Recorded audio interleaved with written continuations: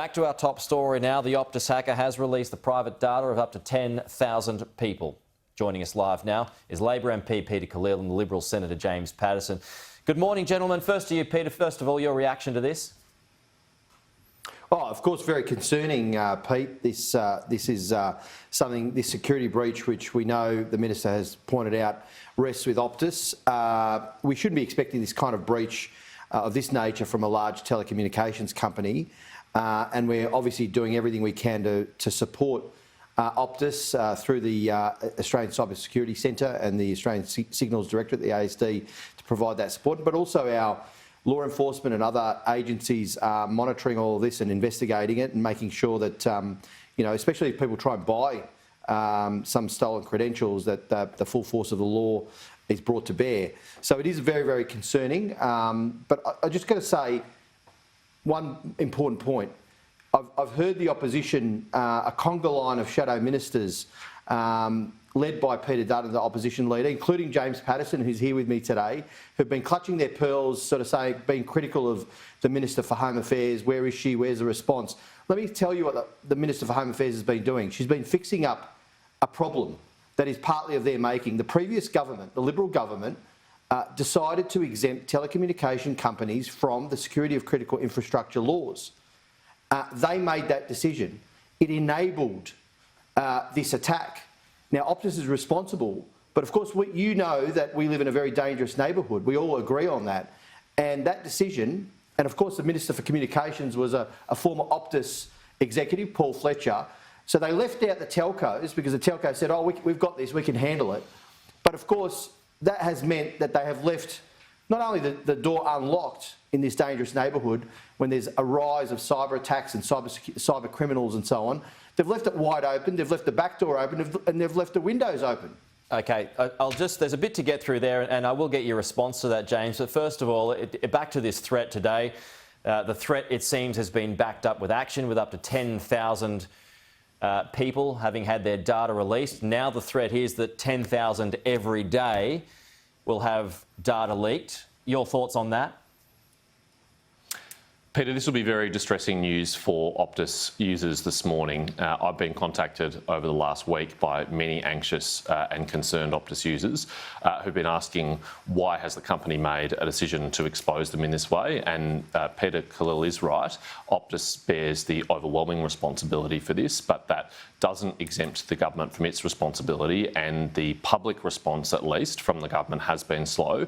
For 3 days after the attack, the Minister for Home Affairs made no public comment at all, and her first public comment came at three-quarter time of the grand final in the form of 3 tweets. It took 5 days before the Minister made a media appearance on ABC yesterday, and the Minister has still not fronted a press conference to answer questions about what the government did and when it did it. Now, I have no doubt that the highly professional team in our intelligence agencies, like the Signals Directorate, the Cyber Security Centre and the Australian Federal Police, are working day and night and throughout the weekend to do everything they can. But the public needs to be reassured that the government is using the powers that it has within its remit to address these issues. And until they hear the Minister say that she has done so, they don't know that. Peter's actually not correct. The telecommunications industry is not exempt from the security of critical infrastructure legislation. I encourage him to go and read it, and also to read the Parliamentary Joint Committee on Intelligence and Security's report into the legislation last year before it passed. The 11 sectors includes the telecommunications sector, and many provisions of that legislation do encompass the telecommunications sector, except where it is already regulated by telecommunications regulation. And in fact, the Communications Minister, Michelle Rowland, has issued parallel regulations this year to mirror the provisions in the security of critical infrastructure legislation. So there are no gaps in the legislation. There is no instance where the telecommunications sector is not regulated. The only way in which the telecommunications sector is not covered by SOCI is if it is already covered by telecommunications regulation. So the intention of the Act, which I believe has been reflected in the law, and certainly the recommendations of the committee, was to ensure that everyone is covered by a minimum standard, and that if necessary, higher standards are applied to more sensitive industries. Now, it's not clear whether the Minister has applied all the powers available to her under the Act, and it's up to her to say if she has. Right. Peter, should Optus just pay the ransom? Well, hold on. Before I answer that kind of question, just to respond to James, the important word that he used, or two words, were except for. And that was the point I was making. There was a decision made that the telecommunication companies, large telcos, would be exempt from SOCI, from the security of critical It's not true. That is not true. Have a look at the legislation, Peter. They are not exempt. So, well, no, they are not included by your own very own words. Wrong. They're Go and have a included. look at You're saying legislation. they're included They are under included. a different regime and a different set of legislation. You just said that they were covered by a different set of laws. Is that right?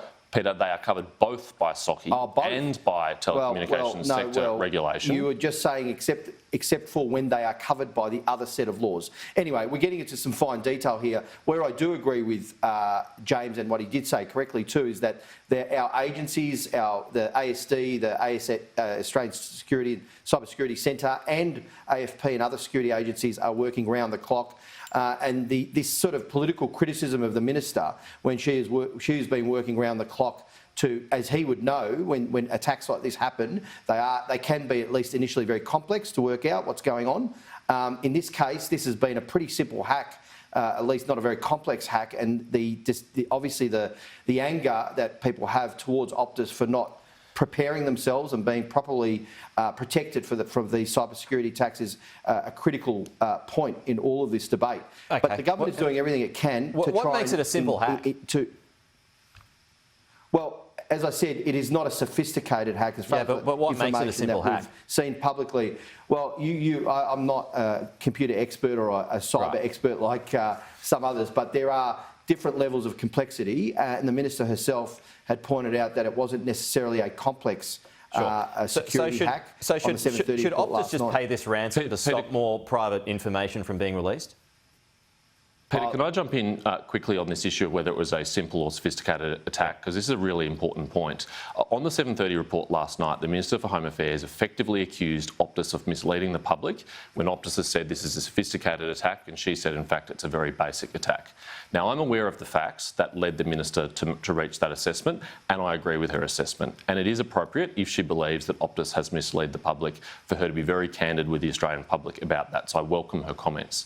However, what she hasn't yet done is explain to the public the facts that she's aware of, which has led her to make that assessment. And I think the Australian people deserve to know, within the appropriate bounds, without revealing any classified intelligence or information, of course, Optus users in particular are entitled to understand if it is the case that Optus is misleading them about the severity of attack. That's a very serious accusation for a federal minister to make, and it's important that it's substantiated. And that seems like a fair enough point to argue against the Home Affairs Minister, Peter. Well, look, the minister's been very, very clear in her statements. And I dispute James's characterisation. She's been on the 7:30 report. Once all of the information and the issues have been sorted through and being briefed by all of the detail that she's had to go through since this attack, she's been open and clear on the 7:30 report, which is sort of no disrespect to Sky, is a pretty well-watched program, and has been out there as well in Parliament. Okay, I'm just running out of time. So there's a couple of quick questions I want to get to. So should Optus just pay the ransom to stop more private information from users from being made public and used against them? Look, I'm not going to answer that kind of. I mean, that question is. But why not? I mean, if there's been a simple attack here, shouldn't they just pay it and get it over and done with? Pete, this is not a question that the government or the opposition or any of the sort of parliament has to be responding to. This is obviously a matter for Optus, but my personal view would be, in my experience, that you don't reward this kind of behaviour. Obviously, some of these issues, I don't know all the details, I haven't been fully briefed, but my personal view would be that you would not be rewarding this kind of criminal behaviour. Okay, just a final one here, James. The Telecommunication Act dates back to 1979. The world, as you know, and as we all know, a very different place now. Does this prove that protection laws are out of date and need to change? Well, certainly the Act commenced then, but it would have been amended, 24, if not 36 times since then to keep pace with technology, including it's been recently reviewed by the Intelligence Committee last year, and we did make some recommendations about it. Of course, the opposition is very open to supporting any constructive proposals that the government has to change the law. We will provide bipartisan support for any sensible changes that the governments bring forward. My concern is, though, that those changes, as important as they may be and as necessary as they may be, are not going to provide much comfort for the 10 million Optus users. What they want to know is what steps the government has taken or already to protect them under the powers they already have. And the Minister herself has praised the former government for its passage of that security of critical infrastructure legislation in public interviews. She's recognised how world-leading that is. And when Peter and I were in the United States recently, it was repeatedly raised with me how important that legislation is and how jealous the Americans are that we have those powers. But the powers are only good if they're actually used, and that's the test that the Minister has to meet today and explain. Okay. Can I just say, Peter, just quickly, in response to James, very quickly, the Minister has also, and I agree with James, there is a real need for substantial reform. She's outlined that, and that includes investigating where cybersecurity requirements we currently have in place are fit for purpose, particularly for telcos and other companies. So there's an intention to work across the Parliament in pursuing this, and I'm really pleased to hear that the opposition is keen to work in a constructive way, because we do have to get these laws up to scratch and fit for purpose. Peter and James, nice extended chat there. Appreciate your time though. We've got to go, but thank you. We'll talk to you again soon.